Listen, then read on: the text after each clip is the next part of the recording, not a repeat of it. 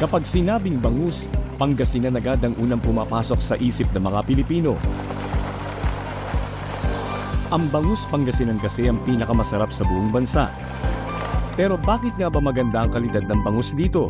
Ang quality ng bangus depende sa pagkain na ibinibigay o available doon sa area. Ang lablab, ito yung first class na pagkain ng bangus. Dito sa 4 na barangay ng Dagupan, kusang tumutubo yung lablab.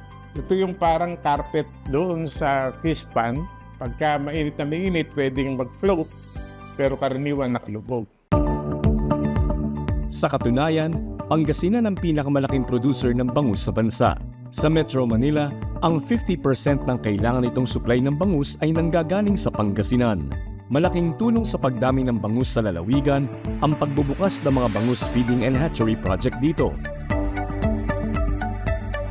Unang itinayo ang hatchery ng bangus sa Dagupan City hanggang sa itinuro na rin ito sa iba't ibang lokal na pamahalaan. Ngayon, mayroon na rin bangus breeding and hatchery project sa Bolinao na inaprubahan ni Governor Ramon Monmon Gico III. Sinimulang itayo ang 238 million pesos na project na ito sa tulong ng World Bank. Patunay yan ang tiwala na binibigay ng mga international financial institution tulad ng World Bank sa pamumuno ni Governor Gico. Ang pinagmamalaki ng Pangasinan na bangus, nakakarating na rin sa ibang bansa. Nakakapag-export na raw ang probinsya ng isdang ito dahil napoproseso na raw ito na maayos dito. Dahil po sa administration ni Governor Gico, na-aproban po yung ating pinakahihintay na Pangasinan Bangus Breeding and Hatchery. Kung makikita ninyo itong mga fish pan na ito, makukonvert na itong fish pan na ito at magiging facility mga structure na ito ng ating mga bangus breeders, mga tangke na mga concrete tank na ito upang mas lalong maparami yung ating bangus fry o fingerling. Mahigit 100 Pangasinense na rin ang nabigyan ng kabuhayan ng Pangasinan Bangus Breeding and Hatchery.